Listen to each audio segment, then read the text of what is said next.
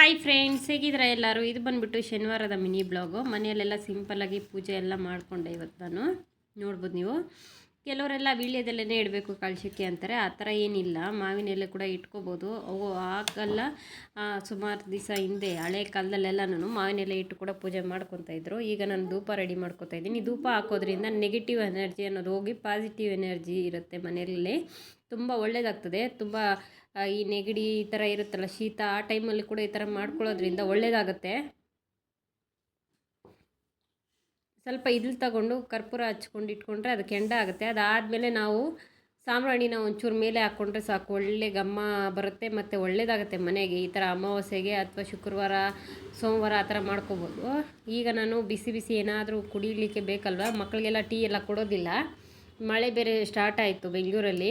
ಹಾಗಾಗಿ ಕಸ್ಟರ್ಡ್ ಮಾಡೋಣ ಅಂದ್ಕೊಂಡು ಅರ್ಧ ಲೀಟ್ರ್ ಹಾಲು ತೊಗೊಂಡಿದ್ದೀನಿ. ಅದರಲ್ಲಿ ಚೂರು ಮಿಗಿಸ್ಕೊಂಡಿದ್ದೀನಿ. ಇನ್ನು ಮಿಕ್ಕಿದ್ದೆಲ್ಲ ಹಾಕ್ಕೊಂಡು ಅದಾದಮೇಲೆ ಕಸ್ಟರ್ಡ್ ಪೌಡ್ರನ್ನ ಆ್ಯಡ್ ಮಾಡ್ಕೊತಾ ಇದ್ದೀನಿ. ನೀವು ತಣ್ಣಗಿರೋವಾಗಲೇ ಹಾಲನ್ನ ಕಸ್ಟರ್ಡ್ ಪೌಡ್ರನ್ನ ಆ್ಯಡ್ ಮಾಡಿಕೊಂಡ್ರೆ ಅದು ಗಂಟಾಗೋದಿಲ್ಲ. ಬಿಸಿ ಆದಮೇಲೆ ಆ್ಯಡ್ ಮಾಡ್ಕೊಳ್ಳೋಕೆ ಹೋದರೆ ಅದು ಗಂಟಾಗಿಬಿಡುತ್ತೆ, ಸರಿ ಹೋಗೋದಿಲ್ಲ. ಒಂದು 2.5 ಸ್ಪೂನಷ್ಟು ನಾನು ಆ್ಯಡ್ ಮಾಡ್ಕೊಂಡಿದ್ದೀನಿ. ನಾನು ಮಾಡ್ತಿರೋದು 4 ಜನಕ್ಕೆ ಕ್ವಾಂಟಿಟಿ. ನೀವು ಬೇಕಿದ್ದರೆ ಒಬ್ಬರಿಗೆ ಇಬ್ಬರಿಗೆ ಮಾಡ್ಕೊಳ್ಳೋದಾದರೆ 1 ಟೇಬಲ್ ಸ್ಪೂನಷ್ಟು ಹಾಕ್ಕೊಂಡ್ರೆ ಸಾಕಾಗುತ್ತೆ ಕಸ್ಟರ್ಡ್ ಪೌಡರು. ಈಗ ಇದು ಗಂಟಿಲ್ದಿರ ಚೆನ್ನಾಗಿ ಮಿಕ್ಸ್ ಮಾಡ್ಕೊಳ್ಳೋಣ. ಕಸ್ಟರ್ಡ್ ಪೌಡ್ರ್ ಹಾಕಿದ್ಮೇಲೆ ಚೆನ್ನಾಗಿ ಮಿಕ್ಸ್ ಮಾಡ್ಕೋಬೇಕು. ಒಲೆ ಮೇಲೆ ಇಟ್ಟಾಗ ಅಷ್ಟೇ, ಇದನ್ನು ಬಿಟ್ಬಿಟ್ರೆ ಗಂಟಾಗಿಬಿಡುತ್ತೆ ಬೇಗನೆ. ಈಗ ನಾನು ಶುಗರ್ ಆ್ಯಡ್ ಮಾಡ್ಕೊತಾ ಇದ್ದೀನಿ. ನಿಮಗೆ ಸ್ವೀಟ್ಗೆ ಎಷ್ಟು ಬೇಕಾಗುತ್ತೋ ಅಷ್ಟು ಆ್ಯಡ್ ಮಾಡಿಕೊಂಡ್ರೆ ಸಾಕಾಗುತ್ತೆ. ನಿಮ್ಮ ಮನೇಲಿ ಫ್ರೂಟ್ಸ್ ಇದ್ದರೆ ಫ್ರೂಟ್ಸಲ್ಲೂ ಮಾಡ್ಕೋಬೋದು, ಇಲ್ಲ ಡ್ರೈ ಫ್ರೂಟ್ಸ್ ಇದ್ದರೆ ಡ್ರೈ ಫ್ರೂಟ್ಸಲ್ಲೂ ಕೂಡ ಮಾಡ್ಕೋಬೋದು. ಇವತ್ತು ನಾನು ಮಾಡ್ತಾಯಿರೋದು ಡ್ರೈ ಫ್ರೂಟ್ಸಲ್ಲಿ. ಶುಗರ್ ನಾನು 2.25 ಸ್ಪೂನಷ್ಟು ಹಾಕ್ಕೊಂಡಿದ್ದೀನಿ. ನೀವು ಬೇಕಿದ್ದರೆ ಇನ್ನೂ ಕಡಿಮೆ ಹಾಕ್ಕೋಬೋದು, ಯಾಕಂದರೆ 4 ಜನಕ್ಕೆ ಮಾಡ್ತಾ ಇರೋದ್ರಿಂದ ನಾನು ಜಾಸ್ತಿ ಹಾಕ್ಕೊಂಡಿದ್ದೀನಿ. ಈಗ ಇದನ್ನು ಚೆನ್ನಾಗಿ ಮಿಕ್ಸ್ ಮಾಡ್ಕೊಳ್ಳೋಣ. ತುಂಬ ಜಾಸ್ತಿ ಮಿಕ್ಸ್ ಮಾಡ್ಕೋತಾ ಇರಬೇಕು, ಇಲ್ಲಾಂದರೆ ಗಂಟಾಗಿಬಿಡುತ್ತೆ. ನೀವು ಯಾವುದೇ ಡ್ರೈ ಫ್ರೂಟ್ಸ್ ಇದ್ದರೆ ಅದನ್ನು ಉಪಯೋಗಿಸ್ಕೋಬೋದು, ಏನು ತೊಂದರೆ ಇಲ್ಲ. ಇದೇ ಹಾಕಬೇಕು ಅದೇ ಹಾಕಬೇಕು ಅಂತ. ಪ್ರೆಗ್ನೆಂಟ್ ಇರೋರು ಇದನ್ನು ಮಾಡ್ಕೊಂಡು ಕುಡಿಯೋದ್ರಿಂದ ಮಗುವೂ ಚೆನ್ನಾಗಿ ಕಲರೆಲ್ಲ ಚೆನ್ನಾಗಿ ಬರುತ್ತೆ ಮತ್ತು ಹೆಲ್ತಿಯಾಗಿರುತ್ತೆ. ಯಾಕಂದರೆ ಡ್ರೈ ಫ್ರೂಟ್ಸಿಂದ ಮಾಡ್ತಾ ಇರೋದಲ್ವ. ಇದೇ ಸೇಮ್ ಥರನೇ ನಾವು ಫ್ರೂಟ್ಸ್ನ ಉಪಯೋಗಿಸಿ ಕೂಡ ಮಾಡ್ಕೋಬೋದು. ಯಾವುದೇ ಫ್ರೂಟ್ಸಲ್ಲೂ ಕೂಡ ಮಾಡ್ಕೋಬೋದು. ಅಂದರೆ ಅವಕಾಡೋ ಆ ಥರ ಎಲ್ಲ ಉಪಯೋಗಿಸೋಂಗಿಲ್ಲ, ಯಾಕಂದರೆ ನಾನು ಆ ಥರ ಮಾಡಿಲ್ಲ. ಆಪಲ್ಲು ಮತ್ತು ದಾಳಿಂಬ್ರೆ, ಅದಾದಮೇಲೆ ಬನಾನಾ, ಈ ಪೊಮೊಗ್ರಾನೇಟ್ ಅಂತೀವಲ್ಲ ಅದನ್ನು ಎಲ್ಲ ಉಪಯೋಗಿಸಿ ಫ್ರೂಟ್ಸ್ನ ಉಪಯೋಗಿಸಿ ಮಾಡ್ಕೋಬೋದು. ಗ್ರೇಪ್ಸ್ ಕೂಡ ಹಾಕ್ಕೋಬೋದು. ನಿಮಗೆ ಯಾವ್ದು ಇಷ್ಟ ಇದೆ ಅದನ್ನು ಮಾಡ್ಕೋಬೋದು. ಮ್ಯಾಂಗೋ ಕೂಡ ಹಾಕ್ಕೊಂಡು ಮಾಡ್ಕೋಬೋದು. ಬರೀ ಮ್ಯಾಂಗೋ ಹಾಕ್ಕೊಂಡು ಮಾಡ್ಕೊಳ್ಳಿ. ಎಲ್ಲ ಮಿಕ್ಸ್ ಮ್ಯಾಂಗೋ ಹಾಕ್ಕೊಂಡ್ರೆ ಜಾಸ್ತಿ ಮ್ಯಾಂಗೋ ಹಾಕ್ಕೊಳ್ಳೋಕೆ ಹೋಗ್ಬಿಡಿ. ಡ್ರೈ ಫ್ರೂಟ್ಸಲ್ಲೂ ಅಷ್ಟೇ, ಎಲ್ಲ ಥರ ಡ್ರೈ ಫ್ರೂಟ್ಸು, ಪಿಸ್ತಾ, ಬಾದಾಮು, ಖರ್ಜೂರ, ಅದಾದಮೇಲೆ grapes, dry grapes, black grapes, ನಿಮ್ಗೆ ಯಾವ್ದು ಇಷ್ಟ ಇದೆ ಅದನ್ನೆಲ್ಲ ಆ್ಯಡ್ ಮಾಡಿ. ಪ್ರೆಗ್ನೆಂಟ್ ಇರೋರೆಲ್ಲನೂ ಬರೀ ಡ್ರೈ ಫ್ರೂಟ್ಸ್ ತಿನ್ನೋಕ್ಕೆ ಬೇಜಾರಾಗುತ್ತಲ್ಲ, ಆವಾಗವಾಗ ಈ ಥರ ಮಾಡ್ಕೊಂಡು ತಿನ್ನಿ. ತುಂಬ ಟೇಸ್ಟ್ ಅಂತೂ ತುಂಬ ಚೆನ್ನಾಗಿರುತ್ತೆ ಮತ್ತು ತಿನ್ನೋಕ್ಕೂ ಈಸಿ ಆಗುತ್ತೆ. ನಿಮಗೆ ಕಟ್ ಮಾಡಿ ಹಾಕ್ಕೊಳ್ಳೋದ್ರಿಂದ ಈಗ ಕಷ್ಟ ಆಗೋದಿಲ್ಲ, ಚೆನ್ನಾಗಿ ಈಸಿಯಾಗಿ ತಿನ್ಬೋದು. ತುಂಬ ಚೆನ್ನಾಗಿರುತ್ತೆ.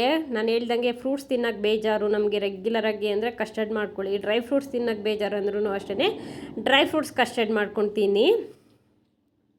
ತುಂಬ ಚೆನ್ನಾಗಿರುತ್ತೆ. ನಾನು ಪ್ರೆಗ್ನೆಂಟ್ ಆಗಿದ್ದಾಗ ನನಗೆ ಯಾರೂ ಗೈಡ್ ಮಾಡಲಿಲ್ಲ, ಬಟ್ ಆದರೆ ನನಗೀಗ ಹೇಳಿದ್ರೆ ನಿಮಗೂ ಉಪಯೋಗ ಆಗುತ್ತೆ ಅಂತ ಅಂದ್ಕೊಂಡಿದ್ದೀನಿ. ಬಾಳಂತಿ ಇರೋರು ಕೂಡ ತಿನ್ಬೋದು, ಒಳ್ಳೆಯದಾಗ್ತದೆ. ಡ್ರೈ ಫ್ರೂಟ್ಸ್ ತಿನ್ನೋದ್ರಿಂದ ಮಗುಗೆ ಹಾಲು ಚೆನ್ನಾಗೇ ಆಗುತ್ತೆ ಮತ್ತು ಹೆಲ್ತು ಚೆನ್ನಾಗಿರುತ್ತೆ. ಬ್ಯಾಕ್ ಪೈನು ಅದು ಇದು ಎಲ್ಲ ಬರೋದಿಲ್ಲ. ನೀವು ಡ್ರೈ ಖರ್ಜೂರ ಬೇಕಿದ್ರೂ ಹಾಕ್ಕೋಬೋದು ಇದಕ್ಕೆ. ನಾನೆಲ್ಲ ಮನೆಯಲ್ಲಿರುವಂಥ ಎಲ್ಲ ಡ್ರೈ ಫ್ರೂಟ್ಸ್ನು ಒಂದೊಂದು ಇಡೀ ತೊಗೊಂಡಿದ್ದೀನಿ. ಪಿಸ್ತಾ ಮತ್ತು ಬಾದಾಮು, ಕಿಸ್ಮಿಸ್ಸು ಎಲ್ಲ ತೊಗೊಂಡಿದ್ದೀನಿ, ಖರ್ಜೂರ ಎಲ್ಲ. ಇದನ್ನು ಕೈ ಬಿಡ್ದಂಗೆ ತಿರ್ಗಿಸ್ಕೊತಾ ಇರಬೇಕು 2 ನಿಮಿಷಕ್ಕೊಂದ್ಸತಿ 2 ನಿಮಿಷಕ್ಕೊಂದ್ಸತಿ. ನೀವು ಬೇಕಿದ್ದರೆ ಡ್ರೈ ಫ್ರೂಟ್ಸ್ನೆಲ್ಲ ಕಟ್ ಮಾಡಿ ಇಟ್ಬಿಟ್ಟು ಅದಾದಮೇಲೆ ಮಾಡ್ಕೊಳ್ಳೋಕ್ಕೆ ಟ್ರೈ ಮಾಡಿ. ಯಾಕಂದರೆ ಫಸ್ಟ್ ಟೈಮ್ ಆಗಿದ್ದರೆ ಗಂಟಾಗಿಬಿಟ್ರೆ ಅಥವಾ ತಳ ಹತ್ತಿಬಿಡುತ್ತೆ. ಇದು ಗಟ್ಟಿ ಆಗುತ್ತಲ್ಲ ಹಾಲು, ಕಸ್ಟರ್ಡ್ ಪೌಡ್ರ್ ಹಾಕಿದ್ರೆ ಹಾಲು ಗಟ್ಟಿ ಆಗುತ್ತಾ ಬರುತ್ತೆ. ಆ ಟೈಮಲ್ಲಿ ತಳ ಹತ್ತಿಬಿಡುತ್ತೆ ಬೇಗನೆ. ಫಸ್ಟ್ ಟೈಮ್ ಮಾಡ್ತಾಯಿದ್ರೆ ಸ್ವಲ್ಪ ನೋಡಿಕೊಂಡು ಮಾಡ್ಕೊಳ್ಳಿ ನೀವು. ಡ್ರೈ ಫ್ರೂಟ್ಸ್ನ ನೀವು ಡೈರೆಕ್ಟಾಗಿ ಹಂಗೇ ಹಾಕ್ಕೋಬೋದು. ಖರ್ಜೂರನೂ ಅಷ್ಟೇ 2 ಪೀಸ್ ಮಾಡಿ ಹಾಕ್ಕೋಬೋದು. ಕಟ್ ಮಾಡಿ ಹಾಕ್ಕೊಂಡ್ರೆ ಒಳ್ಳೆಯದಾಗ್ತದೆ, ತಿನ್ನಲಿಕ್ಕೆ ಈಸಿ ಚೆನ್ನಾಗಿರುತ್ತೆ ಅಂತ ಈ ಥರ ಮಾಡ್ಕೋತಾರೋದು. ಬಾದಾಮಿ ಸ್ವಲ್ಪ ಕಷ್ಟ ಆಗುತ್ತೆ ಕಟ್ ಮಾಡೋಕ್ಕೆ, ಯಾಕಂದರೆ ಸ್ವಲ್ಪ ಗಟ್ಟಿ ಇರುತ್ತಲ್ಲ, ಹಂಗಾಗಿ ಇನ್ಯಾವುದೂ ಗಟ್ಟಿ ಇರೋದಿಲ್ಲ, ಈಸಿ ಆಗುತ್ತೆ ಕಟ್ ಮಾಡಲಿಕ್ಕೆ. ನೀವು ಬೇಕಿದ್ದರೆ ಡ್ರೈ ಫ್ರೂಟ್ಸ್ ಜಾಸ್ತಿನೇ ಹಾಕ್ಕೋಬೋದು.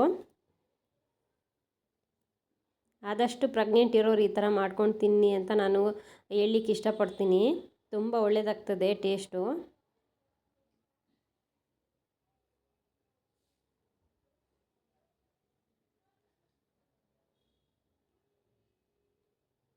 ಬಾದಾಮಿನ ಆದಷ್ಟು ರಾತ್ರಿ ನೆನೆಸ್ಬಿಟ್ಟು ಅದರ ಸಿಪ್ಪೆ ತೆಗೆದುಬಿಟ್ಟು ಬೆಳಿಗ್ಗೆ ಹಾಲು ಅಂದರೆ ಏನೂ ತಿಂದಿರ ಇರೋ ಟೈಮಲ್ಲಿ ತಿನ್ನಿ. ಖಾಲಿ ಹೊಟ್ಟೆಯಲ್ಲಿ ತಿನ್ನೋದ್ರಿಂದ ಒಳ್ಳೆ ಬೆನಿಫಿಟ್ಸ್ ಇದೆ.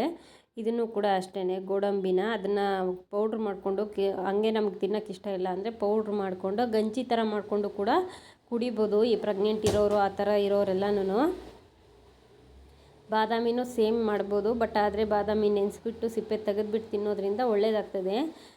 ಈ ಸೀಡ್ಸ್ ಅಂತ ಕರಿತೀವಲ್ಲ ನಾವು, ಸೀಡ್ಸ್ ಎಲ್ಲ ಆಲ್ಮೋಸ್ಟ್ ನೆನೆಸಿ ನೈಟ್ ನೆನೆಸಿನೇ ಬೆಳಿಗ್ಗೆ ತಿನ್ನೋದು. ಇದೂ ಹಂಗೆ ಬಾದಾಮಿನ ಹಂಗೆ ಮಾಡ್ತಾರೆ ತುಂಬ ಜನ. ಇಲ್ಲ ನಮ್ಗೆ ಆ ಥರ ಇಷ್ಟ ಇಲ್ಲ ಅನ್ನೋರು ಈ ಥರ ಕೂಡ ಮಾಡ್ಕೋಬೋದು, ಏನು ತೊಂದರೆ ಇಲ್ಲ.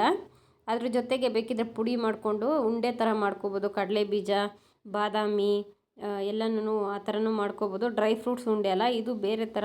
ಕಡಲೆ ಬೀಜ ಉಂಡೆ ಮಾಡ್ಕೋತೀವಲ್ಲ ನಾವು, ಆ ಥರ ಅದರಲ್ಲಿ ಬಾದಾಮಿ ಮತ್ತು ಗೋಡಂಬಿನ ಕೂಡ ಸೇರಿಸ್ಕೋಬೋದು ಬೇಕಂದರೆ. ಚೆನ್ನಾಗಿರುತ್ತೆ ಟೇಸ್ಟು ಮತ್ತು ಎಲ್ತ್ಗೂ ಒಳ್ಳೆಯದಾಗತ್ತೆ. ಯಾರ್ಯಾರು ಕನ್ಸೀವ್ ಇದ್ದೀರಾ, ಹಾಲು ಕುಡಿತೀವಿ ನಾವು, ನಮಗೆ ಡ್ರೈ ಫ್ರೂಟ್ಸ್ ಅದೇ ತಿನ್ನೋಕ್ಕಾಗಲ್ಲ ನಾರ್ಮಲಾಗಿ ಅನ್ನೋರು ಯಾವಾಗಲೂ ಕಸ್ಟರ್ಡ್ ಮಾಡ್ಕೊಳ್ಳಿಕ್ಕಾಗೋದಿಲ್ಲ. ಯಾಕಂದರೆ ಅದನ್ನು ಡೈಲಿ ತಿನ್ನೋಕ್ಕೋದ್ರೆ ಬೋರ್ ಆಗಿಬಿಡುತ್ತೆ.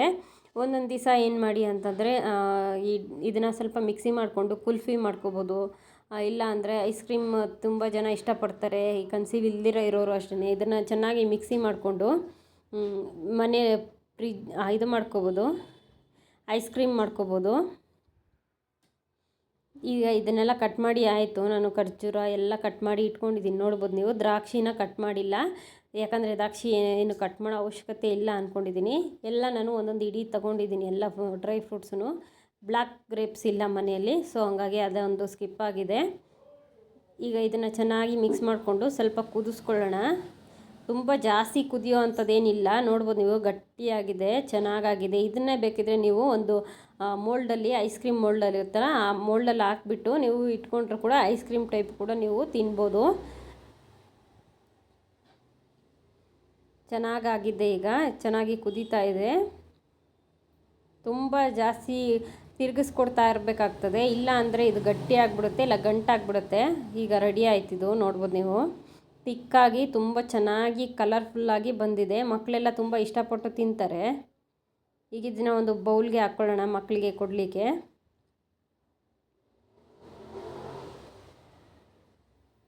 ತುಂಬ ಜನ ಮಕ್ಕಳು ಡ್ರೈ ಫ್ರೂಟ್ಸ್ನ ತಿನ್ನೋಕ್ಕೆ ಇಷ್ಟಪಡಲ್ಲ. ಆ ಥರದವರು ಮಿಕ್ಸಿ ಮಾಡಿ ಐಸ್ ಕ್ರೀಮ್ ಟೈಪ್ ಮಾಡಿ ಕೊಡ್ಬೋದು. ಇದನ್ನು ಸೇಮ್ ಐಸ್ ಕ್ರೀಮ್ ಮಾಡ್ಬೋದು, ತುಂಬ ಚೆನ್ನಾಗಿರುತ್ತೆ ಟೇಸ್ಟು. ನೋಡಿ ಯಾವ ಥರ ಇದೆ ಅಂತ. ಈಸಿಯಾಗಿ ಮಾಡ್ಕೋಬೋದು, ತುಂಬ ಜಾಸ್ತಿ ಏನು ಇಂಗ್ರೀಡಿಯೆಂಟ್ಸ್ ಏನು ಬೇಕಾಗಲ್ಲ. ಡ್ರೈ ಫ್ರೂಟ್ಸ್ ಇದ್ರೂ ನಡೆಯುತ್ತೆ, ಇಲ್ಲ ಫ್ರೂಟ್ಸ್ ಇದ್ರೂ ನಡೆಯುತ್ತೆ.